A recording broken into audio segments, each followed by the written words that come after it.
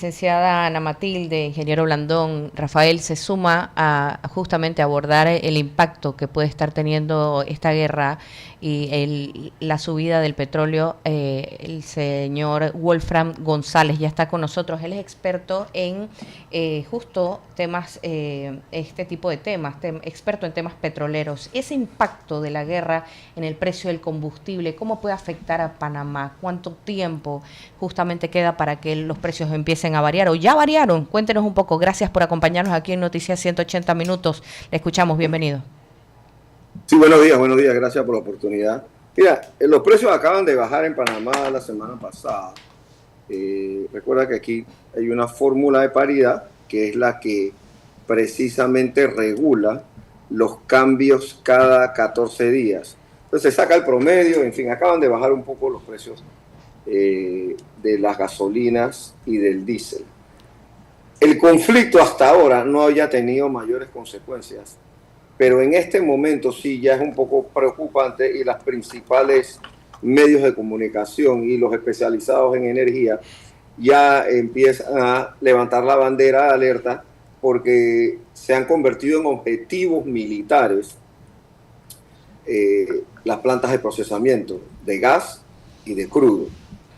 Recuerden que aquí hay que dividir también dos cosas. El crudo es el petróleo, que es la materia prima y se saca de los pozos petroleros, luego se envía a una planta que se llama refinería y de ahí entonces se transforma en diferentes subproductos que son los combustibles, la gasolina, el queroseno, el combustible, aviación, el diésel, búnker, etcétera, etcétera. Entonces, ya apareciera que entonces se levanta la bandera de alerta y pudiera estar teniendo un impacto, pero todavía faltarían para que llegue acá un desenlace y nos quedan hasta el otro viernes antes de poder sacar el promedio y saber cómo nos impactaría a nosotros. Habría que esperar, licenciado González, cómo evoluciona también este conflicto entre... Ingeniero, ¿cómo evoluciona este conflicto entre Irán e Israel para poder prever posibles aumentos inmediatos a raíz de este conflicto? Sí, mira, y no solamente Israel no tiene fuentes y no es un productor de petróleo. En cambio, Irán sí. Irán es un importante jugador que ha tenido sanciones por parte de los Estados Unidos y que en los últimos acercamientos se vislumbraba que se le levantaban las sanciones y ellos iban a poder participar. Esto yo lo llamo el cartel de la Organización de Productores y Exportadores de Petróleo, liderado por Saudi Arabia, son los que ponen las cuotas. Irán es un rebelde y ellos han seguido produciendo. Una vez que tú sacas petróleo, esto no es que tú cierras la llave. Él sigue bombeando petróleo y tienes que ver cómo lo almacenas o cómo lo sacas. E Irán le estaba dando la vuelta enviándolo a China. Sin embargo, por estos conflictos, el miedo aquí es que se suscite un tranque en el estrecho de Hormuz y ahí entonces sí vamos a tener grandes problemas porque el 27% del petróleo del mundo transita por esa ruta. De hecho, hoy acabo de leer en Bloomberg que que hay un incremento una semana para acá en los fletes del 60% de la ruta del Medio Oriente a Asia. Y eso también impactaría en el precio final, porque estamos hablando de quién lo transporta, y son los barcos. Y muchos se han retirado y dicen, vamos a esperar que esto pase con el recelo y de lo que pueda pasar. Ingeniero Blandón.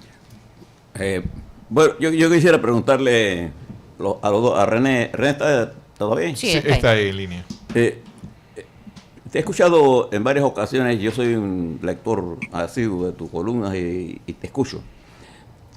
La primera cosa que voy a decir es una discrepancia. Tú siempre dices que lo que no se mide no existe, ¿no? Por ejemplo, el amor no se mide y existe. La dignidad no se mide y existe. Pero bueno, eso no es lo que quería preguntarte. Yo estoy de acuerdo contigo de que necesitamos ampliar la base del empleo en este país. Y uno de los problemas que enfrenta esa comprensión de ese problema es entender el papel de la empresa privada en la generación de empleo, que no lo tenemos claro. Voy a dar un ejemplo y te pregunto ahora. Uno de ellos es, por ejemplo, el problema del agua. Nosotros tenemos una empresa estatal, que es el IDAN. Y como empresa estatal hemos invertido y nosotros no sabemos cuál es la tasa de retorno de esa empresa. No sabemos. No tenemos la menor idea. Y entonces estamos invirtiendo millones y millones y tenemos que tomar una decisión estratégica. Te pregunto, ¿deberíamos o no definir? Si es una empresa estatal, tenemos que manejarla dentro de los límites del capitalismo. O privatizamos, porque la peor cosa que está pasando en nuestro país es la manipulación de los precios y el problema de querer manejar con subsidios la economía, y entonces estamos haciendo que el Estado, vía endeudamiento, genere empleo. Yo lo que tengo que hacer que el sector privado genere empleo y de mejor calidad. Para hacerlo, dos cosas son importantes: definir las políticas. Y me pregunta René, ¿tú estás claro cuál es la política económica que vamos a seguir en los próximos 5 años? Bueno, no. De hecho, no la he tenido clara desde el 2012. ¿Okay? Es decir, desde el 2012 pareciera que hubo un intento expreso de que no íbamos de que el Estado, de que el sector privado no era el que iba a generar los empleos, como fue del 2004 al 2012. 4 de cada 5 empleos que se generaron en ese periodo fueron asalariados del sector privado. A partir de ese momento decidimos que lo íbamos a hacer todo a través de aumentando el gasto público con plata prestada. Y bueno, hemos tenido lo que tenemos, ¿no? Pero volviendo al tema del IDAN, definitivamente hay una decisión que se tiene que tomar.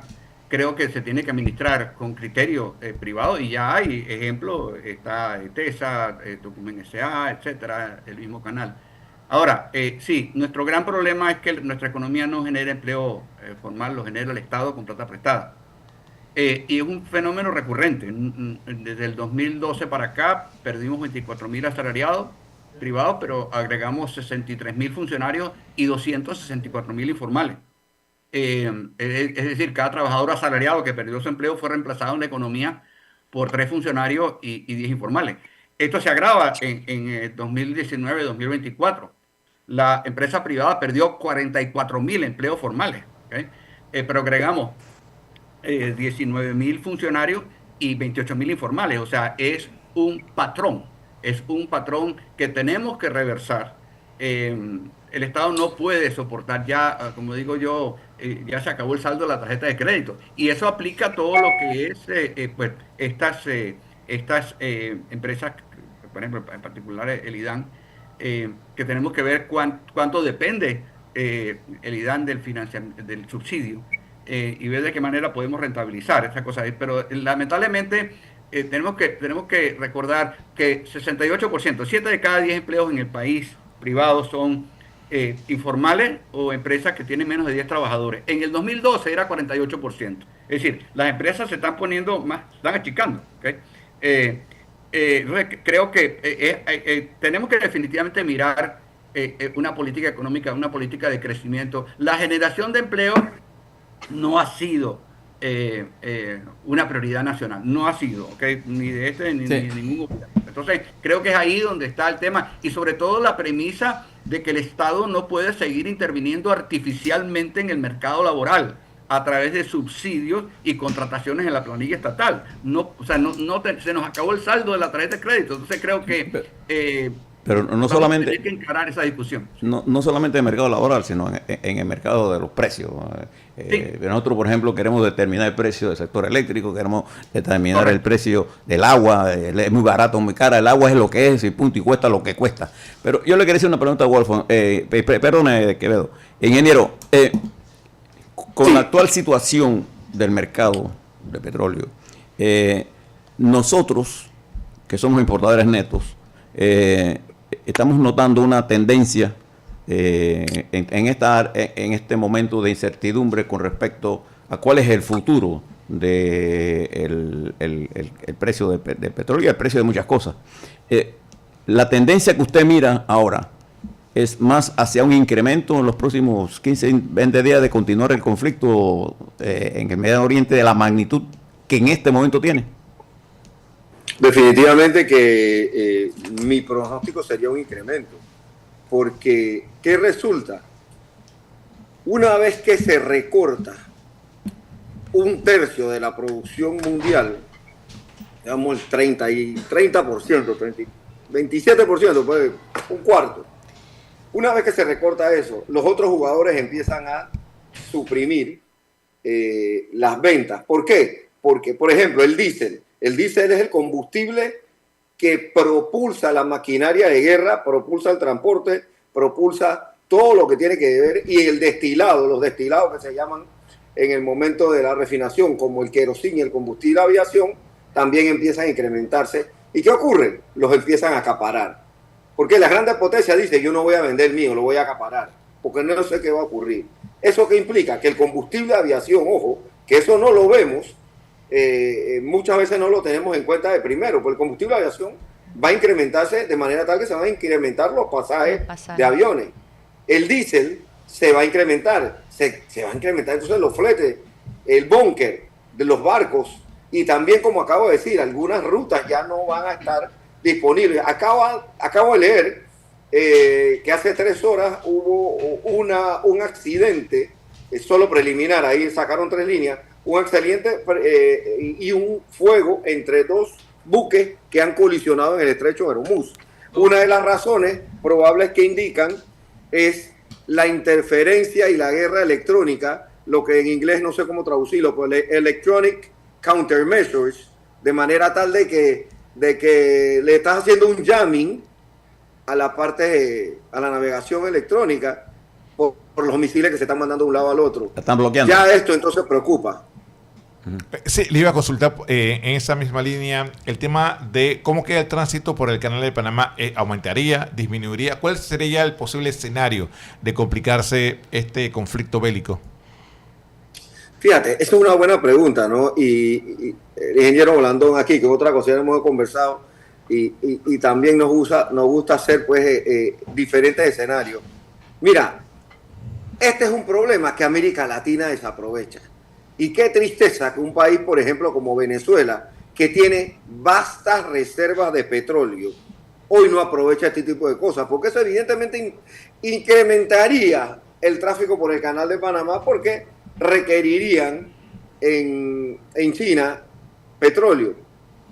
Pero no tengo la respuesta correcta. Yo esperaría que sí, pero ¿a dónde lo vas a traer? O sea, hacia Japón sí, vas a traer el Golfo de México y se incrementaría más hacia Japón, que le queda más lejos que llevarlo del otro lado del mundo. Pero de que va a tener un impacto a nivel mundial, y que ya lo está teniendo, porque lo triste es que ya están objetivos militares identificados por Israel y los están atacando, y las plantas de gas. Aquí no usamos mucho gas natural, pero sí usamos algo y lo traemos del norte. Pero allá es bien importante el gas natural. Y Qatar, que uno de los principales el gas natural productores. El gas natural todo lo traemos de los Estados Unidos. Sí, todo lo tenemos que traer de los Estados Unidos. Pero, por ejemplo, Qatar, que es uno de los más importantes productores de gas natural, su principal cliente es Japón. Sí, ya ese es otro problema para el mundo, y para lo que produce Japón sería caro para nosotros. Sí, pero ingeniero, cuando tienes que reemplazar el gas natural, porque no te llega, ¿por qué lo reemplaza? No puede. Sí, digo, reemplazarías la producción con combustibles fósiles en plantas térmicas si tienes búnker o diésel. Sí, pero son más caras. Es mucho más caro. Claro. Pero bueno, sí, pero te sale más barato que no tenerla, ¿no? O sea, en el momento que estás en una guerra, vas a tener que comprarla y poner a andar el búnker. ¿El Estado panameño tendrá la capacidad de adaptarse a esto? ¿Tendrá que aplicarse posibles medidas para poder mitigar de alguna manera estas posibles consecuencias, don González? Bueno, mira, el decreto 36 del 2003 que regula el sector de hidrocarburos implica que Panamá tiene que tener una reserva estratégica precisamente para este tipo de cosas. Nosotros ya no tenemos refinería pues fue eliminada, y tengo mi apreciación personal de eso, en el gobierno de la presidenta Mireya Moscoso. Pero luego se convierte en una finca de tanques, la terminal que tiene hoy y maneja Texaco, y la administra una compañía que se llama Wopac. Panamá tiene que tener cada importador distribuidor debe tener una reserva de 7 días, eran 10, lo bajaron a 7, de 7 días de los combustibles que se usan en Panamá basado en el promedio de consumo, de venta de ellos. Así que si eso se está cumpliendo, Panamá no tiene ningún problema, por lo menos tiene antes de llegar a racionarlo, tenemos una protección de una semana. Don René Quevedo, esto implica que Panamá, como usted menciona, debe tener planes para acción inmediata e igualmente una planificación para posibles escenarios como este que se embarga a Panamá y el mundo. Sí, definitivamente. Creo que tenemos que mirar, y obviamente un comentario sesgado, porque lo miro siempre en función de empleo, tenemos que mirar el impacto de estos eventos que van a permear a la economía en general, pero en particular a los sectores del sector interno de la economía, la actividad del sector interno de la economía, agricultura, comercio, industria, logística, construcción, etcétera. ¿Cómo nos impacta una pareciera inminente aumento de los precios del petróleo en su capacidad de generar empleo? Pero obviamente la generación de empleo es precedida por la inversión. Si no hay inversión, seguiremos generando informales. Entonces sí tiene que haber, y reitero pues la necesidad en este momento de poner las armas a un lado y sentarnos a ver qué vamos a hacer con esto, porque esto es un tema que no podemos controlar. A ver, por más que nosotros discutamos, esto es un tema que escapa a nuestro accionar, pero hay cosas que sí podemos actuar, y definitivamente nosotros nos quitan el grado de inversión, bueno, o no solamente por la situación financiera, pero por el deterioro de la gobernabilidad, o sea, lo que se cuestiona en este momento a nivel mundial, y ciertamente nuestra capacidad para llevar adelante el país es nuestra capacidad para ponernos de acuerdo. Entonces creo que esto debería ser esta situación para la cual, insisto, no tenemos ningún tipo de control. No es ningún secreto que las finanzas del Estado, desde el punto de vista financiero, están sumamente comprometidas. Y yo creo que es momento de mirar, bueno, qué podemos hacer nosotros. No podemos controlar lo que está pasando allá en el Medio Oriente, pero tenemos cierto grado de control sobre lo que podemos hacer nosotros entre nosotros mismos, ¿no? Así que yo sí creo que, obviamente, otro elemento más de incertidumbre, pero que debe movernos realmente hacia la necesidad de buscar diálogos y maneras constructivas. No podemos construir un país destruyéndolo, y creo que este es un momento realmente de poner actitudes y ver qué podemos hacer entre todos para empujar el país. Muchísimas gracias, René. Ingeniero González, para concluir con su participación, ¿algún tipo de estrategias, recomendaciones que pudiera ofrecer usted a consumidores, empresarios en torno a esta variación en los precios del combustible que podemos visualizar y que hemos analizado esta mañana aquí en Noticias 180 Minutos? Pero mira, yo lo único que le recomendaría es estar pendiente de los precios ahorita. Y de la tendencia. Se publica la tendencia, la Secretaría de Energía la publica, la tendencia una semana antes hacia dónde va. Pero, por ejemplo, los empresarios, si dependes del combustible diésel para tu operación, sería importante rellenar sus tanques y tener una previsión, porque probablemente la otra semana les va a costar más caro. No creo en el tema de abastecimiento va a existir ningún problema, y menos ahora que todavía Bocas del Toro está trancado. O sea que hay un volumen que no se está vendiendo. Así que esa sería mi recomendación, solamente, ¿no?, en el tema del precio. Muchísimas gracias por acompañarnos esta mañana justamente para abordar estos temas. Ingeniero Wolfram González, experto en temas petroleros. ¿Algún comentario? No, mire este tuit de Arturo Hoyos. Cada día se esclarece, dice el doctor Arturo Hoyos, lo que ha afirmado. No estamos frente a un mero problema de orden público o de reivindicaciones sociales. Es un golpe de Estado en marcha, dice. palabras de un indígena. Lo que yo le quiero decir a la gente es que tenga mucho cuidado con estos tweets alarmantes y con toda la información que está saliendo de supuestos banderas y buques que vienen a volar el canal de Panamá y que vienen a hacer tal cosa. Hay que tener mucho cuidado, ¿no? Y hay que ser muy reflexivo. Yo creo que René tocó un punto importante. Nosotros tenemos que comenzar a pensar y dejarnos de estar odiando tanto y discriminando a los demás. Yo creo que es la necesidad de tener un momento de reflexión. Cuando los problemas son grandes, la necesidad de compartir el conocimiento es inmensa.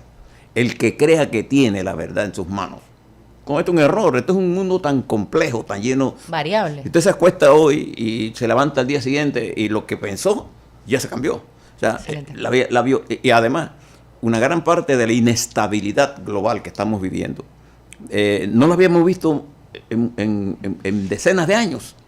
Lo que está ocurriendo en este momento. Todos los días tenemos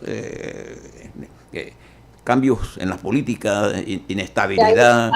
Hay un reacomodo, ingeniero, es que hay un reacomodo hacia un mundo multipolar, donde cada potencia que tiene fuerza nuclear se está tratando de asentar para desplazar la hegemonía de los Estados Unidos, como ellos han pretendido y creen. No sé, Trump, cuándo se va a dar cuenta que ellos ya no son la única potencia del mundo. Y además, ¿tiene el ejército más grande del mundo? Sí, perfecto.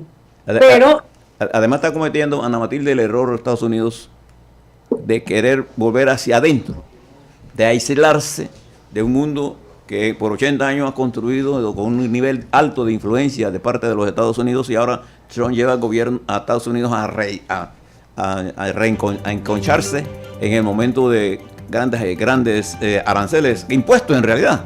Entonces, esto es muy complicado. Lo que quiero decirle al panameño y a la panameña es que actúe con mucha calma. Piense 30 segundos antes de reescribir o retuitear nada. Porque están proliferando la desinformación. En una guerra, lo primero que muere es la verdad.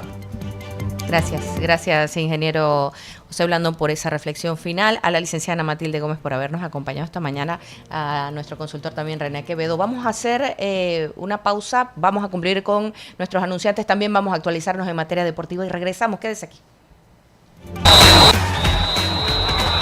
Deportes con Álvaro Alvarado Crespo.